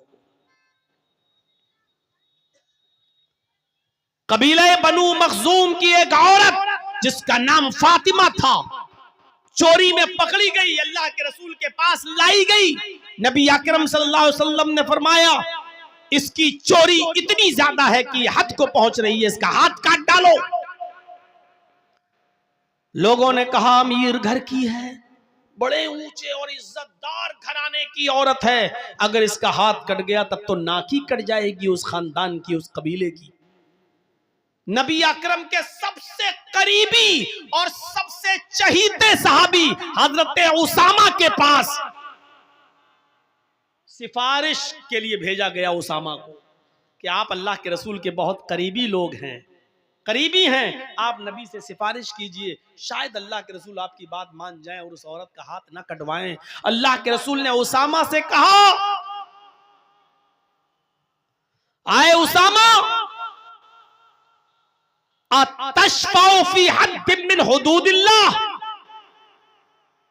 फी हुदूदिल्लाह, क्या तुम अल्लाह की हदों में से एक हद के लिए सिफारिश करने आए हो? ये अल्लाह की कायम करदा हदें हैं और तुम कहते हो कि मैं उस औरत को छोड़ दूं? ये सजा मोहम्मद ने नहीं, मोहम्मद के रब ने नाफिज की है। पहले जमाने के लोग इसीलिए बर्बाद हुए क्योंकि उनके अमीर जब कोई गलत काम करते थे तो उनको छोड़ दिया जाता था, और उनके ज़ईफ और कमजोर लोग जब कोई गलत काम करते थे तो उनको सजा दी जाती थी। नहीं, इस औरत का भी हाथ काटा जाएगा, तुम्हारी भी सिफारिश नहीं मानी जाएगी। अल्लाह के रसूल ने सिफारिश रिजेक्ट कर दी उसामा की, और उस औरत का, बनु मखजूम के लड़की का, औरत का हाथ काट डाला गया जिसका नाम फातिमा था। जब उसका हाथ कट गया तो अल्लाह के नबी सल्लल्लाहु अलैहि वसल्लम ने फरमाया, लौ अन्ना फातिमा बिन्त मुहम्मद सरकत लक़तातु यदहा, अगर फातिमा मुहम्मद की बेटी ने चोरी की होती और आज चोरी में वो भी पकड़ी जाती तो आज फातिमा का हाथ भी काटने से मोहम्मद रसूलुल्लाह को कोई नहीं रोक पाता, इसलिए कि ये अदल का तकाजा है और ये सजा अल्लाह तबारक व तआला की तरफ से नाफिज की गई है। ये सजा मोहम्मद रसूलुल्लाह की बनाई हुई नहीं है। अगर आज इस औरत की जगह पर मोहम्मद की अपनी बेटी भी चोरी में पकड़ी जाती तो जमाना देखता, दुनिया देखती कि मोहम्मद अपनी बेटी फातिमा का भी हाथ कटवा देता। ये है अदल इंसाफ। और जिस कौम में अदल इंसाफ नहीं है, समझ लो अर्श के साए में उनको जगह नहीं मिलेगी। चलिए अब थोड़ा सा और आगे बढ़े। पहली चीज हो गई है अदल इंसाफ करने वाले लोग। दूसरा कौन? वशाबुन नशा फी इबादत रब्बिही, दूसरा वो नौजवान जो अपने रब की इबादत में लगा हुआ है, अपने रब की इबादत में उसने सब कुछ भुला दिया अपने रब की इबादत। नौजवान शाबुन नशा फी इबादतिल्लाह, इसका मतलब क्या है? अल्लाह ताला को जवानी की इबादत ज्यादा पसंद है। बुढ़ापे में तो सभी इबादत करने लगते हैं, बच्चों की शादी हो गई, अब सब हो गया, अब जा रहे हैं हज करना है, सबसे निबट गए, अब चलो हज करें। अब हज करके आए तो अब अल्लाह अल्लाह करने पहुंच गए मस्जिद में। पूरी जवानी तो खुराफातों में गुजार दी, अब जब 2-3 साल के मेहमान रह गए, खूसट बुढ़े हो गए, सही से जबान चलती नहीं है, हाथ पैर उठ नहीं रहे, अब जा रहे हैं अल्लाह ताला की इबादत करने। मैं ये नहीं कह रहा हूं कि ये इबादत अल्लाह को पसंद नहीं, लेकिन नौजवानी की इबादत ज्यादा पसंद है। गौर करो, वो हजरत हंज़ला रजी अल्लाह ताला अन्हु जिनकी शादी हुई है और आज पहली रात है, रुखसत होकर बीवी घर पे आई है, आज शादी हुई, आज पहली रात है, शौहर अपनी बीवी के साथ, हंज़ला अपनी बीवी के साथ सो रहे हैं। मियां बीवी के दरमियान जो ताल्लुक होता है वो भी कायम हो चुका है। इतने में जंग का ऐलान हो जाता है, जिहाद के लिए निकलने का ऐलान हो जाता है। हजरत हंज़ला उसी कंडीशन में कि अपनी बीवी से मिले हैं, अभी गुस्ल नहीं किए, ऐलान जिहाद सुनते हैं, अपना घोड़ा खोलते हैं और जिहाद के लिए निकल जाते हैं। बीवी कहती है, आए मेरे प्यारे शौहर, मैं तुम्हें रोक तो नहीं रही हूं, जिहाद फर्ज है, तुम्हें जाना भी चाहिए, लेकिन कम से कम गुस्ल तो कर लो, नहा तो लो। अभी आपने मेरे साथ सोहबत की है, मेरे साथ हम बिस्तर हुए हैं और फौरन मैदान जिहाद में जाने लगे हैं, कम से कम आप गुस्ल तो कर लो। फरमाया, आए मेरी बीबी, ऐलान नहीं सुना है, ये निदाई, ये आखिरी आवाज है, इस आवाज को सुनने के बाद कोई शख्स भी अब थोड़ी देर भी अपने घर में नहीं रुक सकता है। मेरी बीवी, मैं गुस्ल के लिए कैसे रुक जाऊं कि ये आखिरी निदा आ चुकी है कि अब कोई भी अपने घर में ना रुके, मैं फौरन निकल रहा हूं। अल्लाह मेरे दिल के हाल को जानता है, अल्लाह मेरी दिल की नीयत को जानता है। उठे, घोड़ा खोला और दौड़े और चले गए मैदान जंग में, लड़े, कई काफिरों को कत्ल भी किया, लेकिन उस जंग के अंदर खुद भी शहीद हो गए, शहीद हो गए। और शहीद का उसूल यह है शरीयत में कि उसको जिन कपड़ों में शहीद होता है, कोई आदमी अल्लाह की राह में जब मारा जाए तो उन्हीं कपड़ों में दफन किया जाता है, शहीद को कोई नया कफन नहीं पहनाया जाता, शहीद को गुस्ल नहीं दिया जाता, शहीद की जनाजे की नमाज नहीं पढ़ी जाती, ऐसे ही उसको उन्हीं कपड़ों में दफन कर दिया जाता है। जब उसको दफन करने के लिए ले जाया जा रहा था तो हंज़ला की बीवी कहने लगी, अल्लाह के रसूल, मेरे शौहर को गुस्ल दे दीजिए। अल्लाह के नबी फरमाते हैं, अय हंज़ला की बीवी, क्या तुझे पता नहीं तेरा शौहर शहीद हुआ है और शहीद को गुस्ल नहीं दिया जाता, उसको इन्हीं कपड़ों में कफनाया जाएगा, इन्हीं कपड़ों में दफनाया जाएगा जिसमें वो शहीद हुआ है, और कयामत के दिन इसी हाल में उठेगा कि उसके जिस्म से खून गिर रहा होगा। अल्लाह खून, गिरते हुए खून को देख कर कहेगा, फरिश्तों इसको जन्नत में ले जाओ, ये तो मेरे लिए सारी चीजों की कुर्बानी देकर आया है, इसका क्या हिसाब लूं, इससे क्या सवाल करूं, इससे क्या पूछताछ करूं, इससे क्या क्वेश्चन आंसर करूं, इसको जन्नत में दाखिल कर। हंज़ला की बीवी कहती, अल्लाह के रसूल, मैं कैसे बताऊं, इन्नल्लाह ला यस्तही मिनल हक, अल्लाह ताला हक बात से नहीं शर्माता है। मेरी शादी हुई थी, हंज़ला ने मेरे साथ रात गुजारी थी और मेरे साथ सोहबत की थी, और जब आखिरी ऐलान सुना तो बगैर गुस्ल के वो निकल गए और जिहाद करने लगे। मैं उस गुस्ल की बात कर रही हूं जो गुस्ल बीवी से मिलने के बाद किया जाता है। हंज़ला को वो गुस्ल दे दीजिए, क्योंकि हंज़ला बगैर गुस्ल के निकल गए थे और वो शहीद कर दिए गए। थोड़ी देर तवक्कुफ किया। अल्लाह के नबी जनाब मोहम्मद रसूलुल्लाह थोड़ी देर रुके रहे और थोड़ी देर के बाद फरमाया, साथियों इस जनाजे को उठाओ और कब्रिस्तान में ले जाकर इनको दफन करो, मैं भी चल रहा हूं। हंजला की बीबी फिर बोली, अल्लाह के नबी इतनी देर रुकने के बाद भी आपने गुस्ल नहीं दिया। फरमाया, हंजला की बीबी अपने घर जा, तेरे शौहर को मोहम्मद रसूलुल्लाह के गुस्ल की जरूरत नहीं है। आसमान से 70,000 फरिश्ते जमीन पर उतरे और उन फरिश्तों ने तेरे शौहर को गुस्ल दे दिया। तेरा शौहर गसीलुल मलाइका है, फरिश्तों ने तेरे शौहर को गुस्ल दे दिया है। तेरे शौहर को हमारे गुस्ल की जरूरत नहीं है, तेरा शौहर फरिश्तों के जरिए गुस्ल दिया हुआ है। और फिर हंजला को दफन कर दिया गया। मेरे भाइयों, ये नौजवानी की इबादत थी। अपनी प्यारी बीवी को छोड़ दिया, पहली शादी, पहली रात, 24 घंटे भी अपनी बीवी के साथ नहीं रह पाया और ऐलान सुना, निकल गया, जिहाद किया और कत्ल हो गया, शहीद हो गया। ऐसा नौजवान अल्लाह के अर्श के साए में होगा।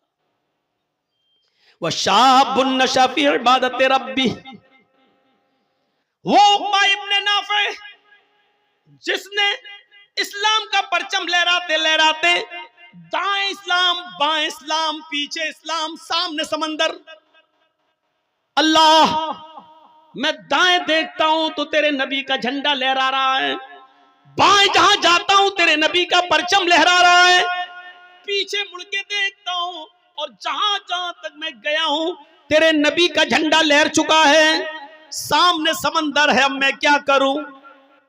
यानी अब दुनिया में कोई चप्पा बाकी नहीं रहा, जहां तक हम गए इस्लाम ही इस्लाम, अब सामने समंदर है। आय अल्लाह, ये हमारे साथ 1500 नौजवान हैं जो घोड़े पे बैठे हुए हैं, ये सब इस्लाम का झंडा लहराना चाहते हैं।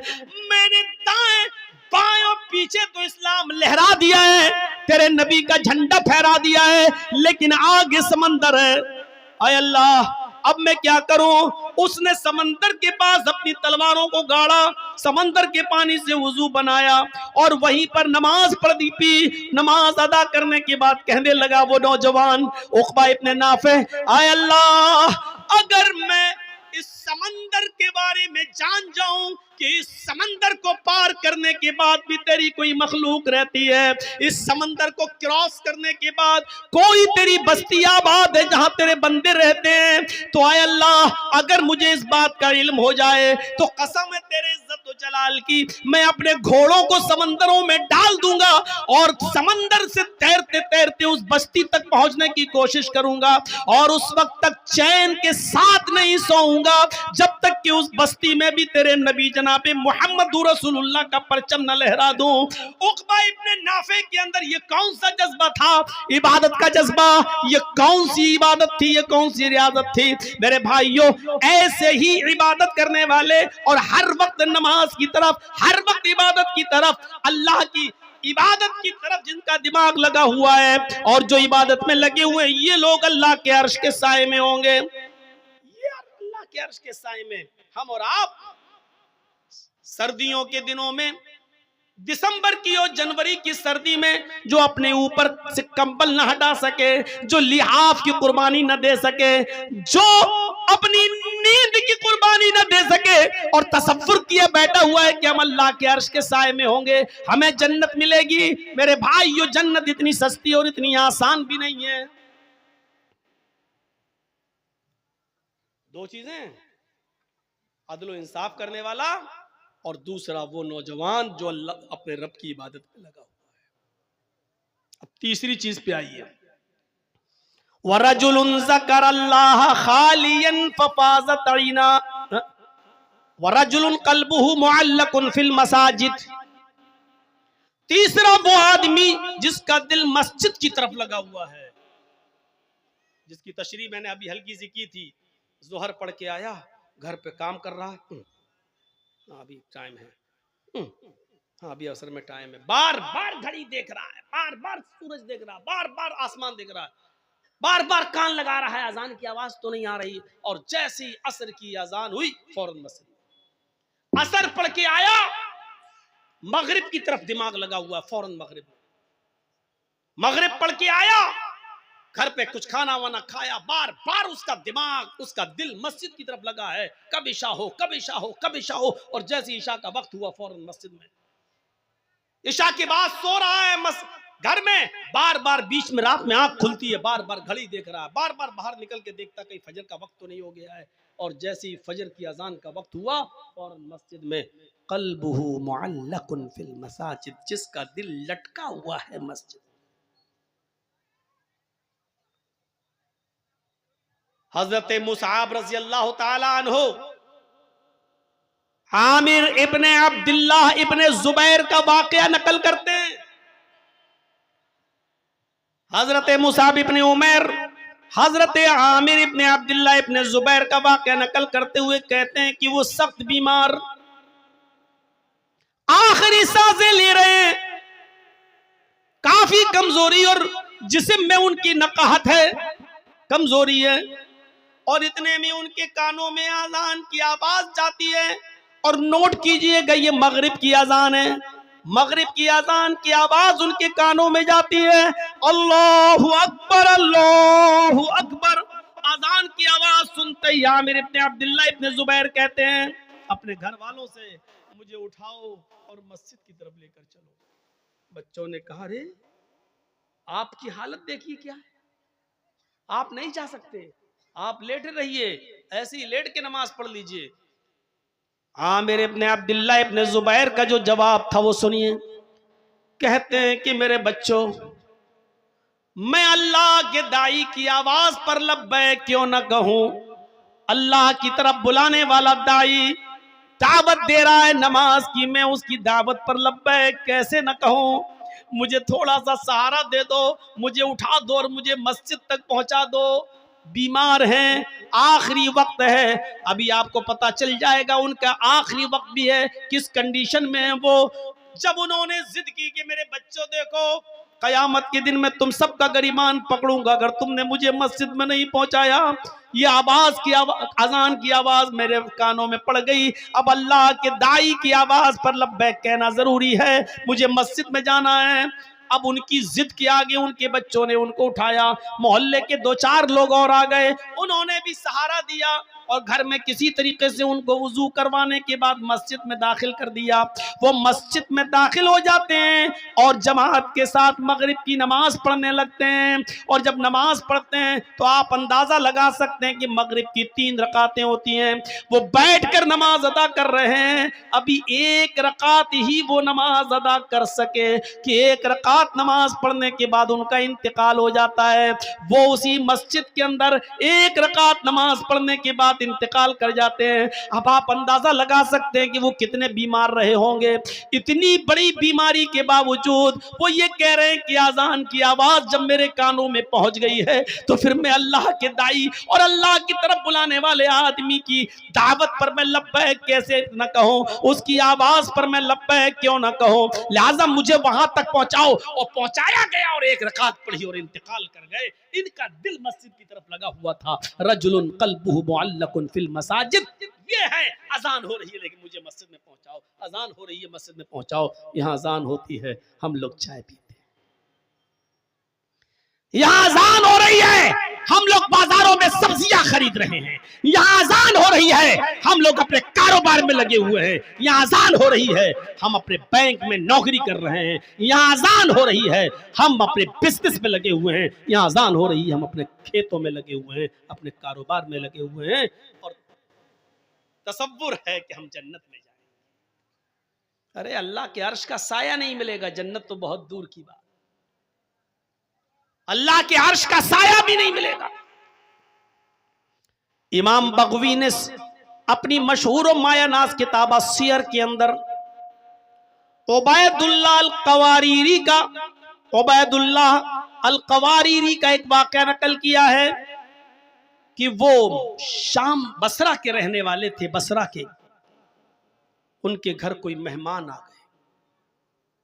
वैसे तो वो 5 वक्त की नमाज में पहली तकबीर में मस्जिद में रहते थे, लेकिन आज उनके घर में कोई मेहमान आ गया। मेहमान की देख रेख खातिर मदारात की वजह से उसको खाना वाना खिलाने में थोड़ी सी देर हो गई, इतनी सी देर हो गई कि ईशा की अजान के बाद जमात मस्जिद में हो गई। वो अपने मेहमान को खाना खिलाने के बाद मस्जिद की तरफ गए तो क्या देखते हैं कि मस्जिद से लोग नमाज पढ़ के वापस आ रहे हैं। पूछा कि क्या हुआ? का जमात हो गई। वो दूसरे मोहल्ले में गए कि वहां जाकर शायद नमाज मिल जाए, जमात मिल जाए, लेकिन दूसरे मोहल्ले में जाते हैं तो क्या देखते हैं कि उधर भी जमात हो चुकी है। उन्होंने बसरा की आसपास की जितनी मस्जिदें थी कोशिश करके देख लिया कि कहीं जमात मिल जाए, क्योंकि जमात का सवाब अकेले नमाज पढ़ने से 27 गुना ज्यादा दर्जा रखता है। इस सवाब की उम्मीद में वो जाते हैं कि नमाज अदा कर लो, जमात मिल जाए, लेकिन उनको बसरा की किसी मस्जिद में ईशा की जमात नहीं मिली। तो फिर वो अपने घर आ गए और अपने घर पे उन्होंने जाए नमाज बिछाई, मुसल्ला बिछाया और ईशा की नमाज वो पढ़ने लगे। जब वो एक मर्तबा 4 रकात ईशा की पढ़ चुके तो कहने लगे कि ईशा की नमाज जमात के साथ अगर मैं पढ़ता तो 27 गुना दर्जा मिलता, 27 गुना सवाब मिलता, तो क्यों नहीं मैं जमात के सवाब को पहुंचने के लिए ईशा की नमाज को 27 बार पढ़ लूं। अगर मैं 4-4 रकात करके 27 मर्तबा अगर मैं नमाज पढ़ूंगा तो हमें जमात का सवाब मिल जाएगा। तो उन्होंने अपने घर में ईशा की नमाज को 27 मर्तबा पढ़ा, 27 बार। 4 रकात हो गए, चलो दोबारा खड़े हो गए, फिर 4 रकात, फिर तीसरी बार खड़े हो गए। उन्होंने ईशा की नमाज को कितनी बार पढ़ा? 27 बार।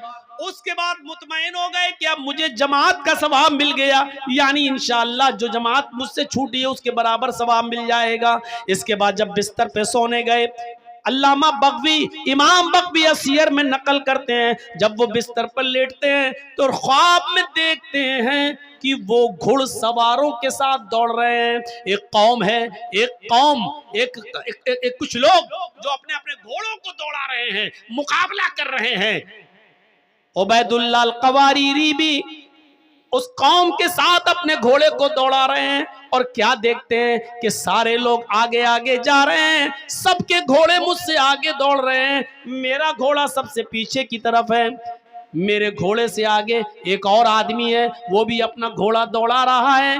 मैं उससे भी आगे निकलना चाहता था कि मैंने अपने घोड़े को एड़ लगाई, मैंने अपने घोड़े को ठोकर मारी, मैंने अपने घोड़े को कोड़ा मारा कि आगे निकले। तो मुझसे आगे जो सवारी था, मुझसे आगे जो घुड़सवार था, वो कहने लगा, आए उबैदुल्लाह, अपने घोड़े को एड़ मत लगाओ, अपने घोड़े को कोड़ा मत मारो, मुझसे आगे निकलने की कोशिश न करो। आए उबैदुल्लाह, तुम हमारे बराबर नहीं आ सकते हो, हमसे आगे निकलना तो बहुत दूर की बात, तुम कितना भी नया घोड़ा ले लो, अच्छे से अच्छा घोड़े पे बैठ जाओ, लेकिन तुम हमारे घोड़े से आगे नहीं निकल सकते। उबैदुल्लाह अल-क़वारीरी कहते हैं कि आखिर तुम ये बात कैसे कह रहे हो, मेरा घोड़ा तुम्हारे घोड़े से अच्छा है और फिर भी हम तुम्हारे घोड़े से आगे नहीं निकल पाएंगे, आखिर वजह क्या है? तो वो शख्स कहने लगा जो मुझसे आगे था, आए उबैदुल्लाह, तुम हमसे इसलिए आगे नहीं निकल सकते क्योंकि ईशा की नमाज हमने जमात के साथ पढ़ी है और तुमने ईशा की नमाज जमात के साथ नहीं पढ़ी। 27 मर्तबा नमाज पढ़ने के बाद भी वो दर्जा नहीं मिला जो जमात के साथ नमाज पढ़ने का मिला। वरजुलुन क़ल्बुहु मुअल्लकुन फिल मसाजिद, तीसरा वो आदमी मस्जिद जिसका दिल मस्जिद की तरफ लटका हुआ है, वो आदमी अल्लाह के अर्श के साए में होगा। नमाज की तरफ ऐसा दिल होना चाहिए। अब चौथा आदमी की तरफ आइए, चौथे शख्स की तरफ आइए। 3 हो गए ना, बार बार गिना रहा हूं ताकि याद हो जाए। अदलो इंसाफ करने वाला अमीर, दूसरा वो नौजवान जो अल्लाह की इबादत में लगा हुआ है, और तीसरा वो आदमी जिसका दिल मस्जिद की तरफ लगा हुआ है, जो बार बार नमाज पढ़ के आता हो, दूसरी नमाज के लिए सोचता है। 3 आदमी हो गए। चौथा, वरजुलानी तहब्बा फिल्लाह इज्तमा अलैहि व तफर्रका अलैहि, कितने लोग हैं जो आपस में एक दूसरे से नहीं बोलते लेकिन जाती दुश्मनी में, लेकिन चौथा आदमी अर्श के साए में कौन होगा? वो आदमी जो किसी का दोस्त होगा तो अल्लाह के लिए, और किसी से दुश्मनी की होगी तो अल्लाह के लिए। आपसे हमने दावत और तबलीग का काम किया, आपको हमारी बात पसंद आई, आप हमारे मुरीद बन गए, आप हमारी दोस्ती हो गई, आप हमारी बातें सुन रहे हैं, इसलिए आप जर्जी साहब आइए चाय पिला। क्यों? इसलिए कि हम कुरान और हदीस आपको सुनाते हैं, आप इसलिए हमारी इज्जत करते हैं। ये अल्लाह के लिए है। हमारा आपका क्या रिश्ता है? हमारा आपका क्या रिश्ता है? लेकिन ये मोहब्बत अल्लाह के लिए। और अगर हमने कोई बात बताई और आपको बुरा लगा और आप खड़े होकर कहने लगे हटो, तुम जैसे 50 मौलवी आते हैं, मैंने भी तुमसे बोलना छोड़ दिया, तो ये भी अल्लाह के लिए। क्यों? क्योंकि मैंने कुरान सुनाया, तुझे बुरा लग गया है और तुझे अच्छा नहीं लगता है। नहीं बताऊंगा आज के बाद तुझे बात, तुझे अगर तकलीफ हो रही है मेरी बात से तो नहीं जाऊंगा तेरे पास। तो अब हमने तुझे जो छोड़ा है वो भी अल्लाह के लिए, क्योंकि और कोई वजह नहीं। अगर ये चीज है हमारे और आपके अंदर, किसी से दोस्ती है तो अल्लाह के लिए, और किसी से दुश्मनी है तो वो भी अल्लाह के लिए, तो ऐसा शख्स भी अल्लाह के अर्श के साए में होगा। अगर हम आपको छोड़ रहे हैं तो अल्लाह के लिए है, तब तो ठीक है। लेकिन आपको हम इसलिए छोड़ रहे हैं क्योंकि आपने मेरा पैसा मार लिया, आपने मेरा हक मार लिया, आपने मेरी जमीन और जायदाद पे कब्जा कर लिया, आपने हमें गाली दी, इसलिए हम आपको छोड़ रहे हैं। तो ये लड़ाई नहीं है। मोहल्ले वालों को, गांव वालों को चाहिए कि सुलह करा दें, मिलवा दें। क्योंकि कोई मुसलमान किसी मुसलमान से अगर 3 दिन से ज्यादा बात नहीं करता तो उसकी नमाज, उसकी रोजा, उसकी कोई फर्ज और कोई नफिल इबादत अल्लाह के यहाँ कबूल नहीं होती है। दोस्ती करो तो अल्लाह के लिए, और दुश्मनी करो तो अल्लाह के लिए। किसी से दोस्ती हो तो अल्लाह के लिए, और दुश्मनी हो तो अल्लाह के लिए।